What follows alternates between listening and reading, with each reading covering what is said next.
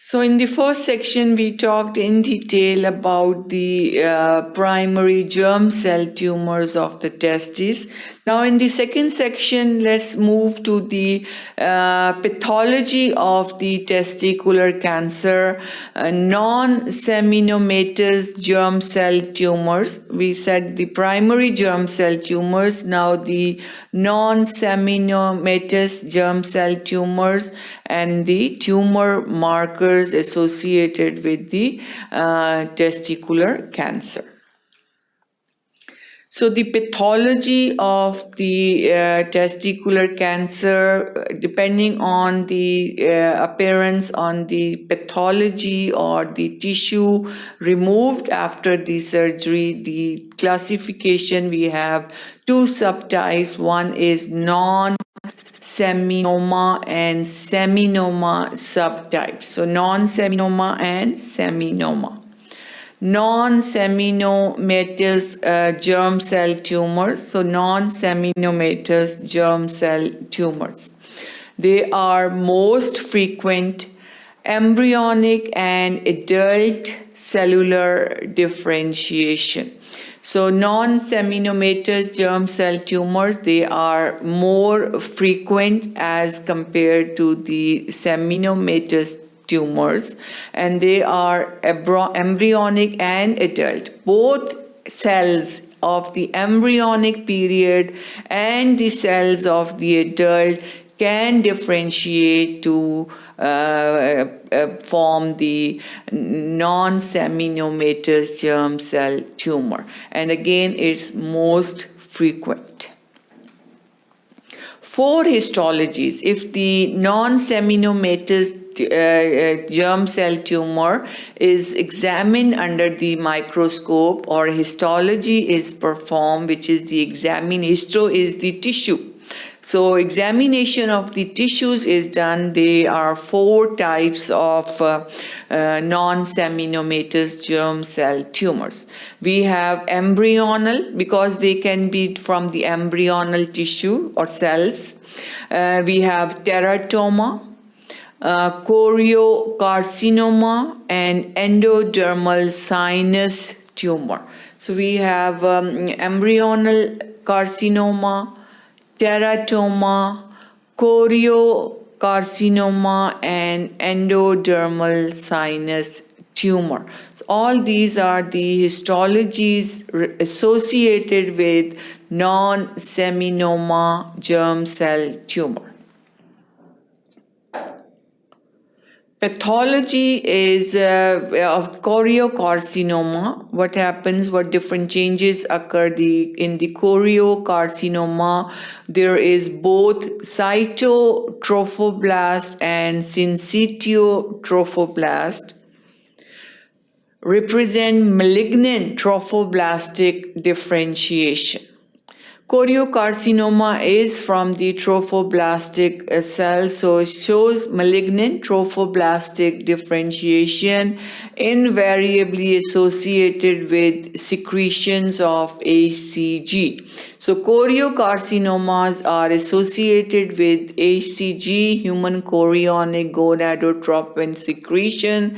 They have both cytotrophoblast and syncytiotrophoblast, and they represent malignant trophoblastic differentiation. Endodermal sinus tumor, malignant counterpart of fetal yolk sac, associated with secretion of alpha fetoproteins. We already talked about the markers or different associated with the testicular cancer. We said alpha fetoprotein, HCG, and now we know that in choriocarcinoma there is increased secretion of HCG. With endodermal sinus tumor, there is increased secretion of alpha fetoprotein, and it's a malignant counterpart of fetal yolk sac. Then the embryonal carcinoma, it secretes both alpha fetoprotein or HCG, biochemical evidence of differentiation. Teratomas, they are somatic cell types from two or more germ layers. So teratomas is from the two or more germ cell layer, and the cell types are the somatic cell types. So all these are different pathologies. We said the four histological type of non-seminoma germ cell tumors are present. One is choriocarcinoma, endodermal sinus tumor, embryonal carcinoma, and teratoma. Choriocarcinoma mainly produce HCG, endodermal sinus alpha fetoprotein, embryonal both AFP and HCG, and similarly teratoma that develop from two or more germ layers. Then we have non-seminomatous germ cell tumors. They metastasize early to sites like retroperitoneal lymph nodes and lung parenchyma. So non-seminomatous, they metastasize is most frequent, four histological types, and they metastasize fast to the lung and retroperitoneal lymph nodes. 60% patients disease limited to the testes, stage 1. So 60%, which is a big number, is they are limited to just the stage 1. 20% patient with retroperitoneal metastasis, and they have stage 2. 20% more extensive supradiaphragmatic nodal metastasis.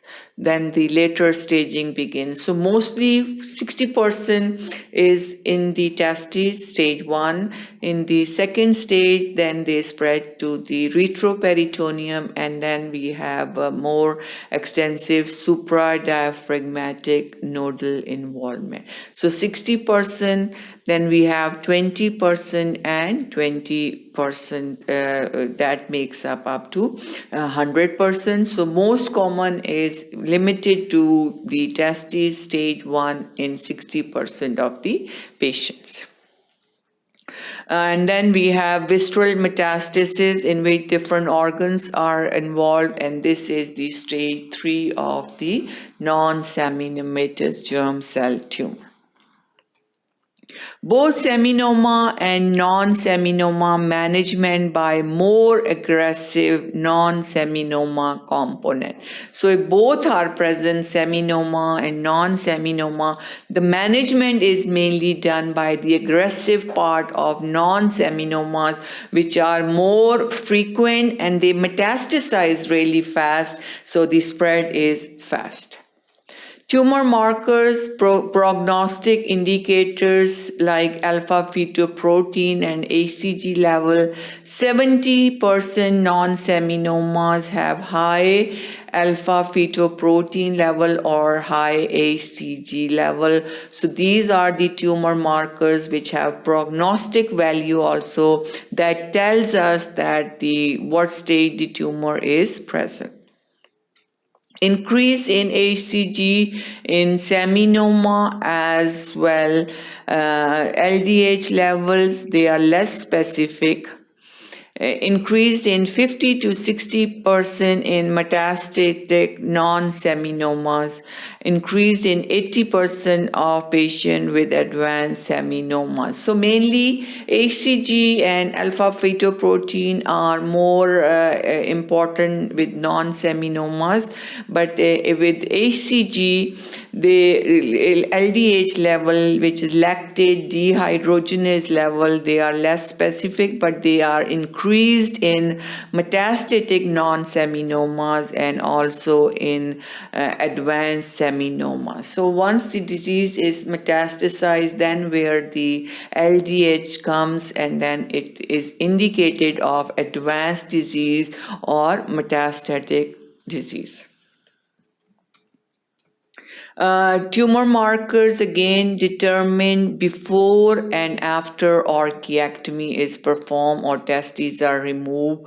Alpha fetoprotein and HCG acid serially during and after treatment to get the idea whether the tumor markers are decreasing or they are still increasing.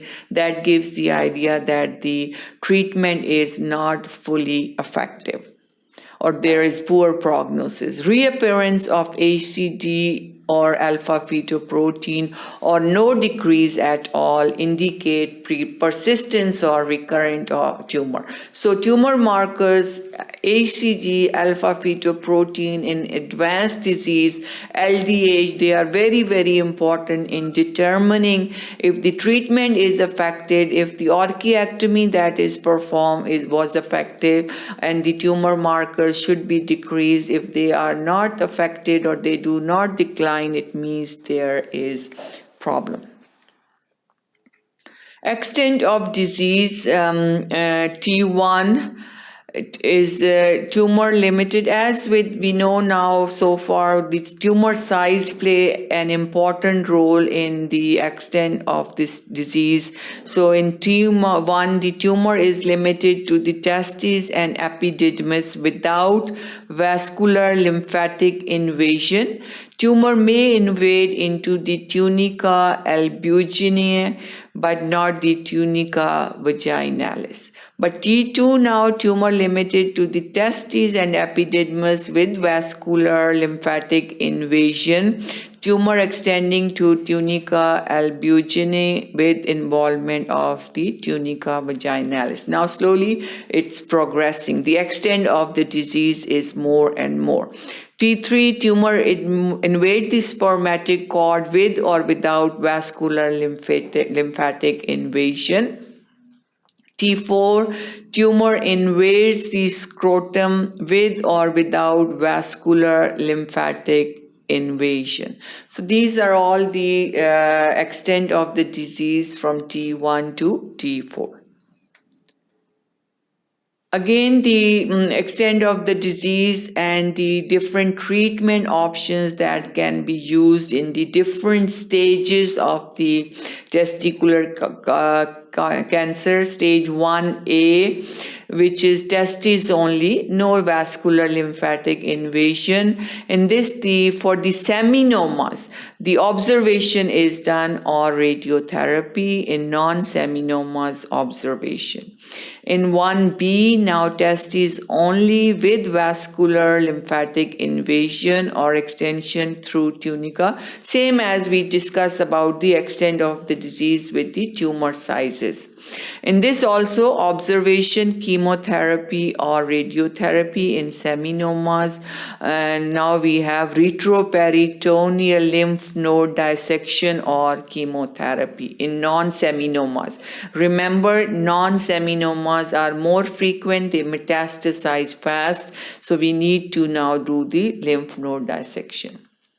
2A, again, retroperitoneal nodes less than 2 centimeter radiotherapy. We go for lymph node, and then we have adjuvant chemotherapy or chemotherapy followed by the nodal removal.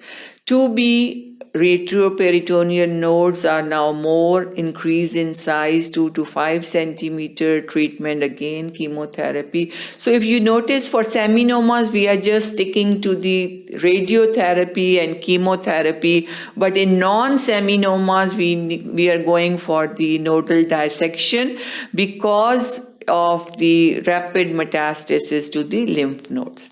Similarly, 2C, now the lymph nodes involvement more than 5 centimeter chemotherapy. Chemotherapy followed by retroperitoneal lymph node dissection. And if there is distant metastasis occur, for seminoma we do chemotherapy. For non-seminoma we do chemotherapy followed by biopsy or resection. So that's the staging and treatment options for seminoma. Non-seminoma most frequent and metastasize rapidly as compared to the seminomas. Involvement is slowly as the stage progress. The tumor progress first limited to the site, slowly lymph node involvement, and then the visceral or different organ involvement. So that was all about section 2. Thank you for watching sqadia.com.